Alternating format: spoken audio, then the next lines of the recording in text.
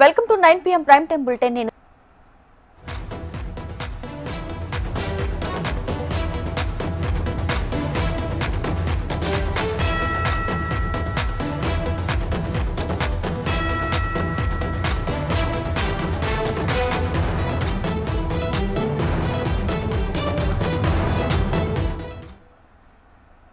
గుంటూరులో ఉగ్రవాదుల కోసం ముంబై ఏటీఎస్ తనిఖీలు నిర్వహించింది. స్లీపర్ సెల్స్ ఉన్నట్లు అనుమానంతో రైల్వే స్టేషన్ బస్టాండ్లలో తనిఖీలు చేస్తూ ఉన్నారు. ప్రయాణికుల వెంట ఉన్నటువంటి లగేజ్ బ్యాగులు, పార్సిళ్లను మెటల్ డిటెక్టర్లు, ఇతర పరికరాల సహాయంతో క్షుణ్ణంగా తనిఖీ చేస్తున్నారు. ముఖ్యంగా రైలు రాకపోకలు సాగించే సమయంలో భద్రతను మరింత కట్టుదిట్టం చేస్తున్నారు.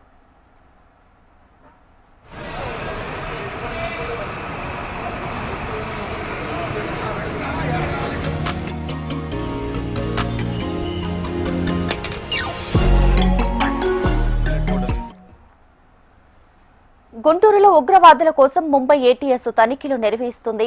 స్లీపర్ సెల్స్ ఉన్నట్లు అనుమానంతో రైల్వే స్టేషన్ బస్టాండ్లలో తనిఖీలు చేస్తూ ఉన్నారు.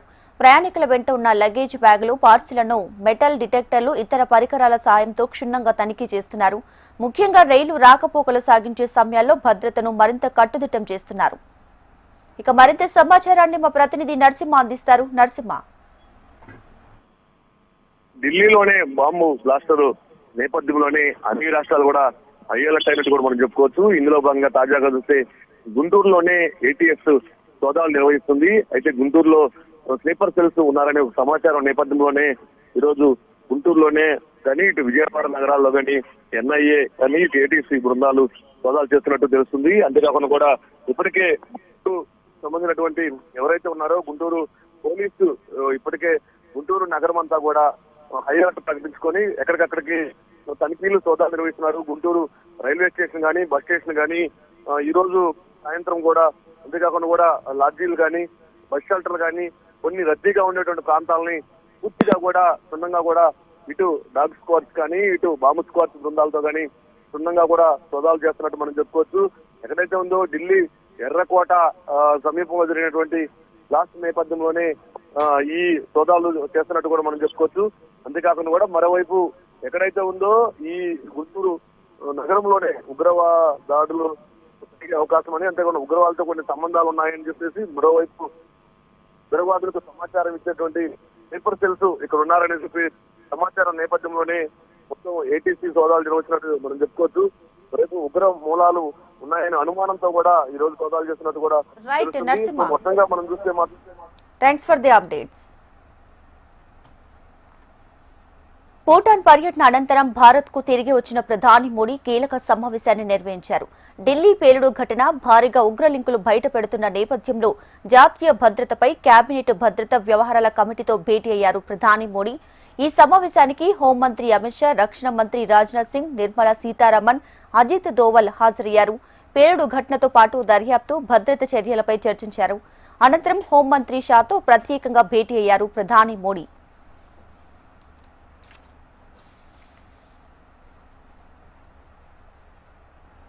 The cabinet expressed its profound grief over the loss of lives in the terrorist incident involving a car explosion near the Red Fort in Delhi on the evening of 10th November 2025. The cabinet observed 2 minutes silence in honor of the innocent lives lost. The cabinet adopted the following resolution. This is the text of the resolution now. The country has witnessed a heinous terror incident perpetrated by anti-national forces through a car explosion near the Red Fort on the evening of 10th November 2025. The explosion resulted in multiple fatalities and caused injuries to several others. The cabinet pays its solemn respects to the victims of this senseless act of violence and conveys its heartfelt condolences to the bereaved families.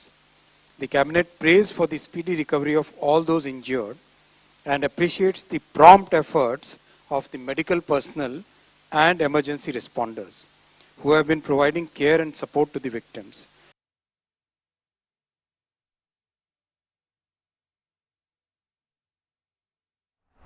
భద్రతా వ్యవహారాల committee సమావేశంతో పాటు ప్రధాని అధ్యక్షతన కేంద్ర cabinet భేటీ కూడా జరిగింది. ఇందులో ఎర్రకోట పేలుడు ఘటనలో మృతి చెందిన కుటుంబాలకు మంత్రివర్గం సంతాపం ప్రకటించింది. 2 నిమిషాల పాటు మౌనం పాటించింది. ఢిల్లీలో దాడిపై చర్చ జరిపిన కేబినెట్ ఉగ్రవాదుల చర్య అని పేర్కొంది. టెర్రరిజానికి వ్యతిరేకంగా పోరాటాన్ని కొనసాగించాలని నిర్ణయం తీసుకుంది.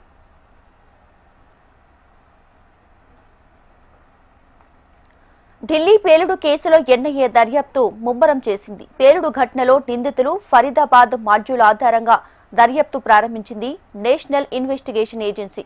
ఈ నేపథ్యంలో నిందితులతో లింక్ ఉన్న పలువురిని అదుపులోకి తీసుకుని విచారణ జరుపుతున్నారు. అయితే దర్యాప్తులో కీలక విషయాలు వెలుగులోకి వస్తున్నాయి. ఫరీదాబాద్ మాడ్యూల్కి టర్కీతో లింకులున్నట్లు విచారణ అధికారులు గుర్తించారు. డాక్టర్ మహమ్మద్ ఉమర్ ముజిమ్మలకు టర్కీ హ్యాండ్లర్లతో సంబంధాలు ఉన్నట్లు తేల్చారు. ఈ ఏడాది ప్రారంభంలో టర్కీలో ఉమర్ ముజిమ్మలు పర్యటించినట్లు గుర్తించిన పోలీసులు అక్కడి హ్యాండ్లర్లతో 2 టెలిగ్రామ్ గ్రూపుల ద్వారా టచ్లో ఉన్నట్లు తెలిపారు. అక్కడి నుంచి దేశవ్యాప్తంగా పేలుళ్లకు ప్లాన్ జరిగినట్లు తెలుస్తోంది.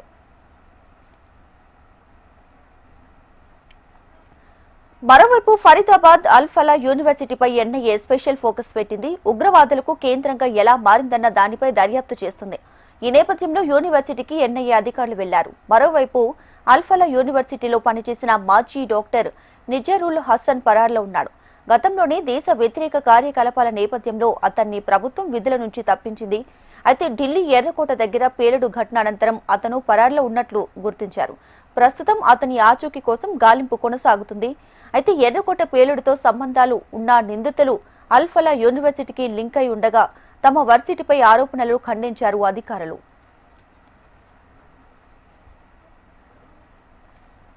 ఇక జైషే మహమ్మద్ మహిళా విభాగంలో కీలకంగా వ్యవహరించిన డాక్టర్ షాహీన్ పై విచారణ ముమ్మరంగా కొనసాగుతుంది. ఉత్తరప్రదేశ్ పోలీసులు ఆమెకు సంబంధించిన నెట్వర్క్ ఛేదించేందుకు ప్రయత్నాలు చేస్తున్నారు. ఇప్పటికే పలువురును అనుమానితులను అరెస్ట్ చేసి విచారణ జరుపుతున్నారు. ఎర్రకోట పేలుడు ఘటనపై అనుచిత పోస్టులు పెట్టిన కారణంగా అస్సాం ప్రభుత్వం 5గురిని అదుపులోకి తీసుకుంది. పేలుడు ఘటనపై సోషల్ మీడియాలో వ్యంగ్యంగా పోస్టులు పెట్టిన యువకులను గుర్తించిన పోలీసులు వారిని అరెస్ట్ చేసినట్లు సీఎం వెల్లడించారు.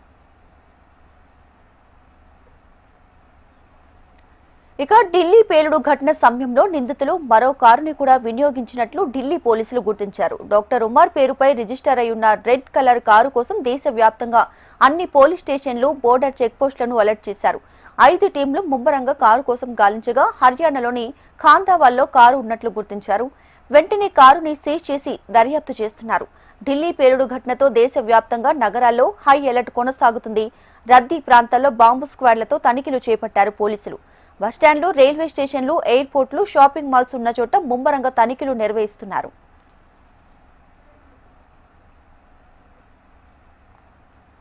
ఢిల్లీ పేలుడు బాధితులను ప్రధాని నరేంద్ర మోడీ పరామర్శించారు. 2 రోజుల భూటాన్ పర్యటన ముగించుకొని కొద్దిసేపటి క్రితం ఢిల్లీకి చేరుకున్న మోడీ ఎయిర్పోర్ట్ నుంచి నేరుగా హాస్పిటల్ కు చేరుకున్నారు. అక్కడ ఎర్రకోట వద్ద జరిగిన పేలుడు ఘటనలో గాయపడిన క్షతగాతులను పరామర్శించారు. వారి ఆరోగ్య పరిస్థితి, అందుతున్న వైద్యం గురించి క్షతగాతులు వైద్యులను అడిగి తెలుసుకున్నారు. ప్రస్తుతం 16 మంది క్షతగాతులు హాస్పిటల్లో చికిత్స పొందుతున్నారు. కాగా ఎర్రకోట ఘటనపై భూటాన్ వేదికగా ప్రధాని మోడీ స్ట్రాంగ్ వార్నింగ్ ఇచ్చారు. ఢిల్లీ పేలుడు కుట్రదారులను వదిలిపెట్టే ప్రసక్తి లేదని హెచ్చరించారు. ఈ ఘటనలో మరణించిన 12 మంది బాధిత కుటుంబాలకు న్యాయం చేస్తామని చెప్పారు. ఈ ఘటన జరిగిన సమయంలో భూటాన్లో ఉన్న ప్రధాని తాజాగా భారత్కి తిరిగి రావడంతో భారత ప్రభుత్వం ఎలాంటి యాక్షన్ తీసుకోబోతుంది అనేది ఉత్కంఠంగా మారింది. ఢిల్లీ పేలుళ్లపై కొందరు దుష్ప్రచారం చేస్తున్నారని బీజేపీ ఎంపీ రఘునందన్ రావు అన్నారు. సర్దార్ వల్లభాయ్ పటేల్ 150వ జయంతిని పురస్కరించుకుని సంగారెడ్డిలో నిర్వహించినటువంటి సర్దార్ ఏక్తా పాదయాత్రలో ఆయన పాల్గొన్నారు. బాంబు పేలుళ్ల వెనుక బీజేపీ ఉందంటూ సోషల్ మీడియాలో వస్తున్న పోస్టులను తీవ్రంగా ఖండించారు. ఎన్నికలు వస్తే బ్లాస్టులు జరుగుతున్నాయంటూ కొందరు నీచంగా మాట్లాడుతున్నారని ఆగ్రహాన్ని వ్యక్తం చేశారు. అలాంటి వ్యాఖ్యలు చేసే వారిని ఎవరూ సమర్థించవద్దని కోరారు. తర్వాత అనేక శక్తులు, అనేక కుట్రలు, ఆఖరికి నిన్న మొన్న కూడా ఈ దేశాన్ని విచ్ఛిన్నం చేయాలని రకరకాలైనటువంటి ఆలోచనలు జరుగుతున్నటువంటి తరుణంలో దేశ ప్రజలంతా ఒక యూనిటీ మీద ఉన్నారని తెలియజేయడానికి యూనిటీ రన్ అనేటువంటి కార్యక్రమాన్ని దేశవ్యాప్తంగా సర్దార్ వల్లభాయ్ పటేల్ గారి 150వ జయంతి సందర్భంగా నిర్వహించుకుంటున్నాం. ఇందులో పార్టిసిపేట్ అయిన అందరికీ కూడా శుభాకాంక్షలు, అభినందనలు తెలియజేస్తూ నాటి ఉక్కు మనిషి సంకల్పం ఏదైతే ఉందో ఆ సంకల్పాన్ని అభినవ సర్దార్ వల్లభాయ్ పటేల్గా పేరు తెచ్చుకున్న నేటి హోంమంత్రి గౌరవనీయులు అమిత్ షా గారి నాయకత్వంలో, నరేంద్ర మోడీ గారు ప్రధానమంత్రి గారి నాయకత్వంలో ఈ దేశం విచ్ఛిన్నం కాకుండా కాస్ట్, క్రీడ్, రేస్, రిలీజియన్లను అన్నింటినీ కలుపుతూ భిన్నత్వంలో ఏకత్వంలో నా దేశ సంస్కృతి సాంప్రదాయాల్ని నిలబెట్టాలని చెప్పేటువంటి ఆ కళని నెరవేర్చే దాంట్లో భాగంగానే ఈ యూనిటీ ఫర్ రన్ అనే కార్యక్రమాన్ని చేపట్టడం జరిగింది. 2029 నాటికి ప్రతి పేదవాడికి సొంతిల్లు ఉండాలనేది ఏపీ ప్రభుత్వ లక్ష్యమన్నారు సీఎం చంద్రబాబు. అన్నమయ్య జిల్లా చిన్నబండెం మండలం దేవగుడిపల్లిలో లబ్ధిదారులకు సీఎం చంద్రబాబు ఇంటి తాళాలు అప్పగించారు. ఏపీలోని మిగతా ప్రాంతాల్లో గృహ ప్రవేశాలను వర్చువల్ గా సీఎం ప్రారంభించారు. ఇల్లు అంటే 4 గోడలు కాదని, భవిష్యత్కి భద్రతని, ఉగాది నాటికి 5.9 లక్షల గృహ ప్రవేశాలు చేయిస్తామన్నారు సీఎం. ఇల్లంటే 4 గోడలు కాదు, ఆ విషయం మీరు గుర్తుపెట్టుకోవాలి. ఒక కుటుంబానికి గౌరవం, ఒక కుటుంబానికి సంతోషం, మీ భవిష్యత్తుకు నాంది, ఒక భద్రత, ఒక చిరునామా. మీరు ఎక్కడున్నారంటే వేరే వాళ్ళ ఇంటి పేరు చెప్పాలంటే మీకు నామోషిగా ఉంటుంది. 2029కి ప్రతి ఒక్కరూ మీ సొంత ఇంట్లో మీరుండేట్టుగా చేసే బాధ్యత ఈ ప్రభుత్వాన్ని. అదే నా ఆశయం. ఈ ఇండ్లు కూడా మీరు ఒకసారి గుర్తుపెట్టుకోవాలి. ప్రారంభించింది 1984లో ఎవరు ప్రారంభించారని అడుగుతున్నా. ఎన్టీఆర్ ప్రారంభించాడు, తెలుగుదేశం ప్రారంభించింది. ఏపీ పరిశ్రమల హబ్ గా మారబోతుందన్నారు మంత్రి లోకేష్. విశాఖలో 2 రోజుల పాటు సిఐఐ సదస్సు జరగనుంది. ఏపీలో అనేక పెద్ద పరిశ్రమలు పెట్టుబడులు పెట్టడానికి ముందుకు వస్తున్నాయని లోకేష్ అన్నారు. అయితే పరిశ్రమలు ఏపీని ఎంచుకోవడానికి అనుకూల వాతావరణం, వేగవంతమైన సదుపాయాలు, ప్రభుత్వంతో ఉన్నటువంటి మంచి సంబంధాలు 3 ప్రధాన కారణాలున్నాయని స్పష్టం చేశారు Lokesh. South Asia's largest quantum computer is coming from the US to Andhra Pradesh. So it's an example of that. Well, $15 billion worth of investment by Google is happening in Andhra Pradesh. So it's a testimony to that. There are 2 parts, right? One is just the hard infrastructure. Second is the soft infrastructure. So first let me address the hard. So if you look at it, we spoke about the 3 industrial corridors that pass through Andhra Pradesh. You're very lucky in that sense. There are very few states that have that. So there's already money available, and we are leveraging it quite effectively. So Koparthi and Orvakkal industrial nodes have got favorable dispensation from Government of India as part of building these nodes. So we are using those resources effectively to build out. 2, we now have a economic region approach. So Visakhapatnam economic region, Amravati economic region, Rayalaseema economic region. So there again, with the clusterization approach, with the forecast that we have, okay, what's going to happen in the next. గుంటూరులో ఉద్రిక్తత చోటు చేసుకుంది. Medical కాలేజీల ప్రైవేటీకరణను వ్యతిరేకిస్తూ YCP ఆందోళనకు దిగింది. ఇందులో భాగంగా వైసీపీ ర్యాలీలో మాజీ మంత్రి అంబటి రాంబాబు పాల్గొన్నారు. అయితే బారికేడ్లు పెట్టి ర్యాలీని అడ్డుకునే ప్రయత్నం చేశారు పోలీసులు. పోలీసుల తీరుపై అంబటి రాంబాబు ఆగ్రహాన్ని వ్యక్తం చేశారు. ఈ క్రమంలో పట్టాభిపురం సీఐ అంబటి మధ్య మాటల యుద్ధం జరిగింది. అనంతరం బారికేడ్లను తోసుకుంటూ ముందుకెళ్లారు అంబటి రాంబాబు. పేద ప్రజలకు అన్యాయం చేయాలని చూస్తూ ఊరుకోమని, ఉద్యమాన్ని ఉధృతం చేస్తామని హెచ్చరించారు. పోలీసులను మంత్రి లోకేష్ పంపినట్లు స్పష్టంగా తెలుస్తుందని ఆరోపించారు. పోలీసుల ద్వారా ఉద్యమాన్ని అణచివేద్దామని చూస్తున్నారంటూ ఫైర్ అయ్యారు అంబటి రాంబాబు. రాష్ట్ర వ్యాప్తంగా 175 నియోజకవర్గాలలో వైఎస్ఆర్ కాంగ్రెస్ పార్టీ నాయకత్వంలో ర్యాలీ జరిపి అక్కడ ఉన్నటువంటి రెవెన్యూ అధికారులకు మెడికల్ కాలేజీల ప్రైవేటీకరణను విరమించుకోవాలి అనే డిమాండ్తో ఈరోజు విజ్ఞాపన పత్రాలు ఇవ్వడానికి వైఎస్ఆర్ కాంగ్రెస్ పార్టీ పిలుపునిచ్చింది. దానిలో భాగంగా రాష్ట్ర వ్యాప్తంగా అన్ని నియోజకవర్గాల్లోనూ ఈరోజు ఉదయం ర్యాలీలు ప్రారంభమయ్యాయి. అక్కడ ఉన్నటువంటి రెవెన్యూ అధికారులకు మెమోరాండాలు సమర్పించడం కూడా జరిగింది. ఇప్పుడే మేము కూడా గుంటూరులో ఆర్డీఓ ఆఫీసులో మెమోరాండాన్ని సమర్పించడం జరిగింది. ప్రధానమైన కారణం ఏంటంటే మొత్తం 17 మెడికల్ కాలేజీలు వైఎస్ఆర్ కాంగ్రెస్ పార్టీ అధికారంలో ఉన్నప్పుడు అన్ని పార్లమెంటరీ నియోజకవర్గాల్లోనూ ఈ 17 మెడికల్ కాలేజీలు ప్రారంభించడం జరిగింది. 5 మెడికల్ కాలేజీలు ఓపెన్ అయిపోయాయి, సీట్లు కూడా వచ్చాయి. మెడికల్ కాలేజీల ప్రైవేటీకరణకు వ్యతిరేకంగా పల్నాడు జిల్లా చిలకలూరిపేటలో వైసీపీ నిరసన ర్యాలీ నిర్వహించింది. ఈ ర్యాలీలో మాజీ మంత్రి విడుదల రజని పాల్గొన్నారు. సీఎం చంద్రబాబు నాయుడు తీసుకున్న ప్రజా వ్యతిరేక విధానాలను వైఎస్ఆర్సీపీ తీవ్రంగా ఖండిస్తుందన్నారు. పేదలకు సంజీవనిలా ఉన్నటువంటి కార్పొరేట్ వైద్యాన్ని ప్రైవేటీకరణ చేయడం ప్రజా వ్యతిరేక విధానమని విడుదల రజని ఆరోపించారు. వైఎస్ఆర్సీపీ అధికారంలో ఉన్నప్పుడు 17 మెడికల్ కళాశాలను తీసుకువస్తే కూటమి ప్రభుత్వం ప్రైవేటీకరణ పేరుతో కళాశాలను అమ్ముకుంటుందని విమర్శించారు. పేద ప్రజలకు ఆరోగ్య భద్రత కల్పించి వారిని కాపాడాల్సిన బాధ్యత ప్రభుత్వాలపై ఉందని మాజీ మంత్రి విడుదల రజని అన్నారు. ఒక తప్పుడు నిర్ణయం చంద్రబాబు నాయుడు గారు చేశారు. దీన్ని వెనక్కి తీసుకోవాలి. మా ప్లీ ఒకటే, మా రిక్వెస్ట్ ఒకటే, మా డిమాండ్ ఒకటే. మేము మీరు దీన్ని ఈ మెడికల్ కాలేజ్ ప్రైవేటైజేషన్ని పూర్తిగా మీరు ఆపేసి మళ్ళీ తిరిగి గవర్నమెంట్లోనే కంటిన్యూ చేసే వరకు కూడా మా వైఎస్ఆర్ కాంగ్రెస్ పార్టీ పోరాడుతూనే ఉంటుంది. లేదు మేము ఇంత పోరాటం చేసినా వీటిని వెనక్కి తీసుకోకపోతే, మీరు వెనక్కి తీసుకోకుండా మీ కార్పొరేట్ స్టైల్లోనే మీరు సొమ్ము చేసుకునేందుకు గనక వీటిని రన్ చేస్తూ ముందుకు పెడితే గనక ఖచ్చితంగా మేము చెప్తా ఉన్నాము, మేము దీన్ని వదిలిపెట్టము. మా జగనన్న ప్రభుత్వము రేపు అధికారంలోకి వచ్చాక ఇవన్నీ కూడా రివ్యూ చేసి వీటిని రద్దు చేసి మరలా తిరిగి గవర్నమెంట్లోనే కొనసాగించేలాగా మేము అన్ని ప్రణాళికలు ఇప్పటికే వేసుకున్నాము. అనంతపురం జిల్లా తాడిపత్రిలో వైసీపీ నేత కేతిరెడ్డి పెద్దారెడ్డి చేపట్టిన నిరసన కార్యక్రమం ఉద్రిక్తతకు దారితీసింది. మెడికల్ కాలేజీల ప్రైవేటీకరణను వ్యతిరేకిస్తూ యాడికి మండలంలో ర్యాలీకి పెద్దారెడ్డి బయలుదేరగా పోలీసులు అడ్డుకున్నారు. అదే సమయంలో పెద్దారెడ్డి ఇంటి వెనుక ఎమ్మెల్యే జేసీ అస్మిత్ రెడ్డి అభివృద్ధి కార్యక్రమం జరుగుతున్న నేపథ్యంలో బయటకు రావద్దని తెలిపారు. పోలీసుల అనుమతితోనే యాడికి మండలానికి ర్యాలీ కార్యక్రమాన్ని మార్చుకున్నామని, తమకు ఎందుకు ర్యాలీకి వెళ్లకుండా అడ్డుకుంటున్నారని పోలీసులతో పెద్దారెడ్డి వాగ్వాదానికి దిగారు. దీంతో కొంతసేపు అక్కడ టెన్షన్ వాతావరణం నెలకొంది. తాడిపత్రిలో పెద్దారెడ్డిని పోలీసులు అడ్డుకోవడం రాజకీయ యుద్ధానికి దారితీసింది. ఎమ్మెల్యే, మాజీ ఎమ్మెల్యేలు ఒకరిపై ఒకరు మాటల తూటాలు పేల్చారు. తాడిపత్రిలో పోలీసు వ్యవస్థ జేసీ కంట్రోల్లో నడుస్తుందంటూ పెద్దారెడ్డి ఆరోపించగా, తాము వైసీపీలో అణిచివేయాలనుకోవడం లేదంటూ పెద్దారెడ్డికి ఇంత స్వేచ్ఛ ఉండేది కాదని కౌంటర్ ఇచ్చారు.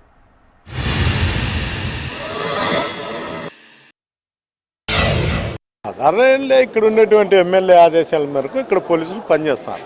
మేము బయటకు పోయి ప్రజల్లో కానీ ఈ మెడికల్ కాలేజీ పీపీపీ విధానాన్ని నిరసన వ్యక్తం చేసి నాయకులు, కార్యకర్తలను చైతన్యవంతులను చేసి ఇక్కడ మళ్ళీ నేను తిరిగేది మొదలు పెడితే ఇబ్బందికరమైన పరిస్థితి ఏర్పడుతుందనే దానిపైన వాళ్ళు ఈ విధంగా పోలీసులను అడ్డం పెట్టుకొని రాజకీయాలు చేస్తారు.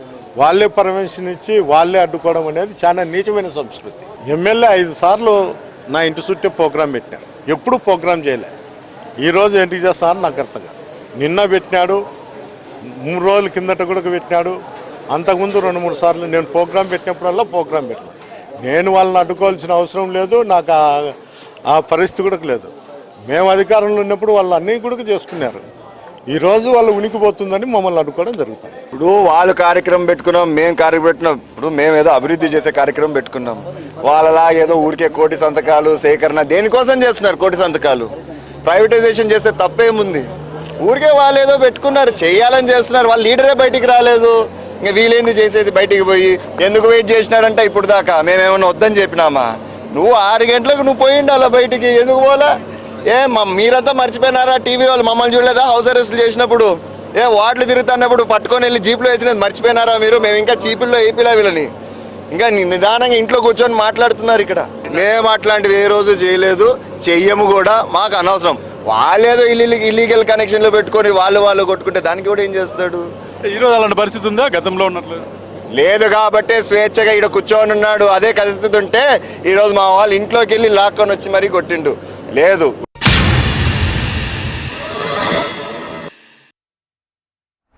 తిరుమల కల్తీ నెయ్యి పరకామణి కేసులో వైసీపీ అగ్రనేతల హస్తం ఉందన్నారు ఏపీ బీజేపీ అధ్యక్షులు మాధవ్.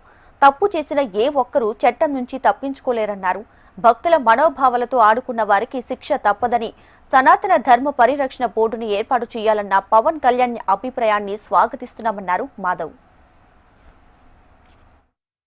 జనతా పార్టీ ఆధ్వర్యంలో ఇక్కడ దస్తగిరి మండల అధ్యక్షుడి గారి నేతృత్వంలో, అలాగే మా జిల్లా అధ్యక్షులు సామంచి శ్రీనివాస్ గారి నేతృత్వంలో ఇవాళ ఇక్కడ జెండా వందన కార్యక్రమం చేయడం జరిగింది. భారతీయ జనతా పార్టీ జెండా సగర్వంగా వాడవాడలా గ్రామ గ్రామాల్లో ఎగరాలనే ఒక లక్ష్యంతోనే మేము పనిచేస్తున్నాం.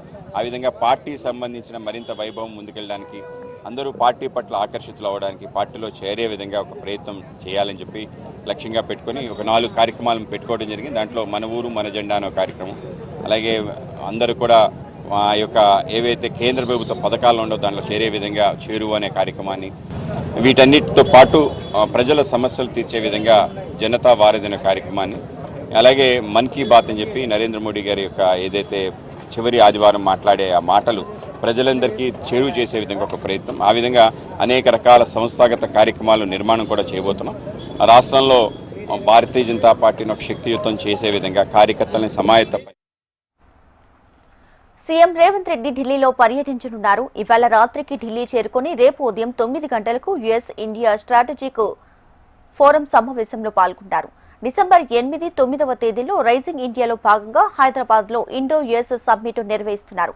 ఈ సమ్మిట్ కి వచ్చే వివిధ కంపెనీల ప్రతినిధులతో సీఎం భేటీ అయ్యి వారిని తెలంగాణకు ఆహ్వానించనున్నారు.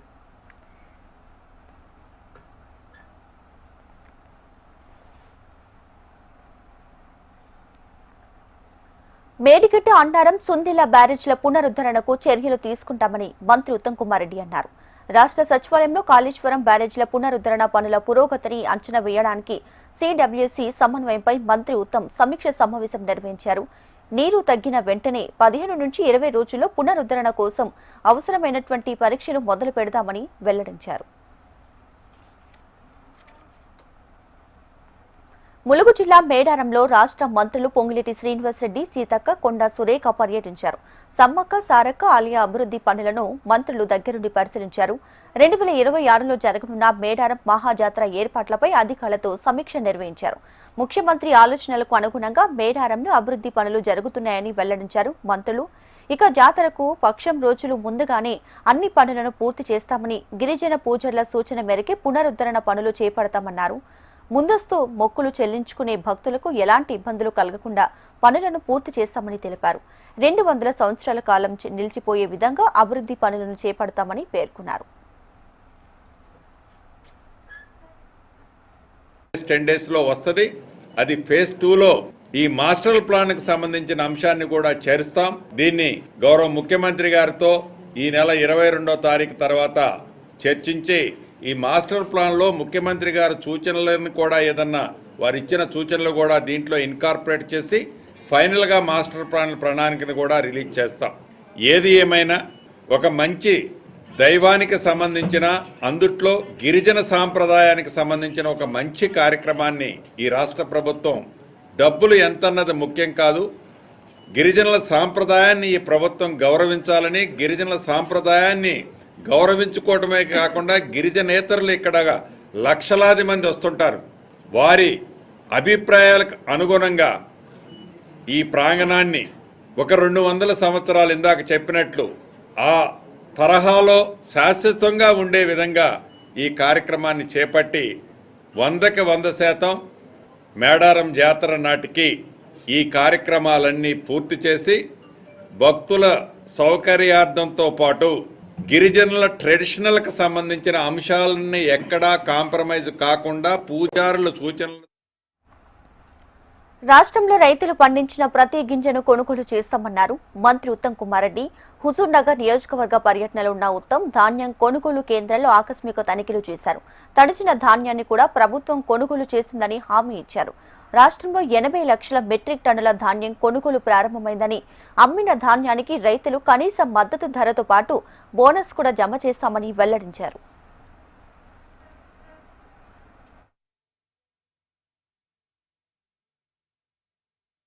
అకాల వర్షాల వల్ల, ప్రకృతి వైపరీత్యాల వల్ల తడిసిన ధాన్యాన్ని కూడా ప్రభుత్వం కొనుగోలు చేయబోతున్నాం.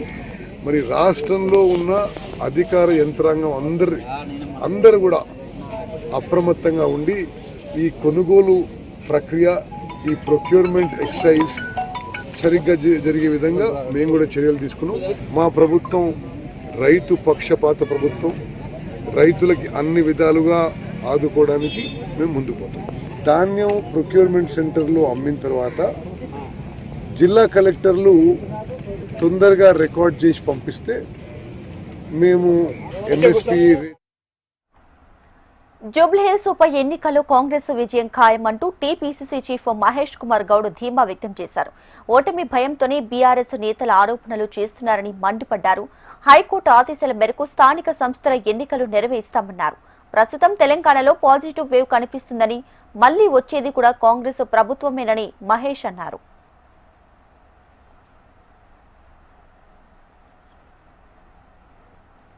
జూబ్లీహిల్స్ ఉప ఎన్నికల్లో 48.49 పోలింగ్ శాతం నమోదైంది. పోలింగ్ శాతాన్ని రిటర్నింగ్ అధికారి అధికారికంగా ప్రకటించారు. కాగా మంగళవారం జూబ్లీహిల్స్ ఉప ఎన్నిక జరిగింది. ఇందులో మొత్తం 1,94,631 ఓట్లు పోలయ్యాయి.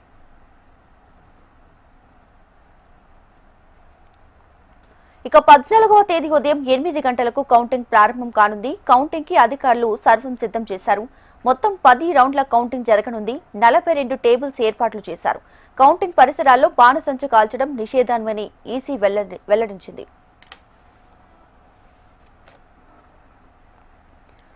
ఆన్లైన్ బెట్టింగ్ యాప్ల కేసులో సినీ నటుడు ప్రకాష్ రాజు ప్రత్యేక దర్యాప్తు బృందం విచారణకు హాజరయ్యారు. సిఐడి కార్యాలయంలో అధికారులు ఆయన్ని ప్రశ్నించారు. ఇదే కేసులో నిన్న నటుడు విజయ్ దేవరకొండను సిట్టు ప్రశ్నించింది. బెట్టింగ్ యాప్లకు హీరోయిన్స్, సెలబ్రిటీలు ప్రచారం కల్పించడంతో పలువురు యువకులు వాటికి బానిసలై ప్రాణాలు పోగొట్టుకుంటున్నారంటూ పలు పిఎస్లలో కేసులు నమోదవడంతో వాటి విచారణకు సిఐడి అదనపు డీజీపీ నేతృత్వంలో తెలంగాణ ప్రభుత్వం సిట్ను ఏర్పాటు చేసింది. ఆయా కేసులో విజయ్తో పాటు సినీ నటులు రానా దగ్గుబాటి, ప్రకాష్ రాజ్, మంచులక్ష్మి సహా మొత్తం 29 మంది నిందితులుగా ఉన్నారు.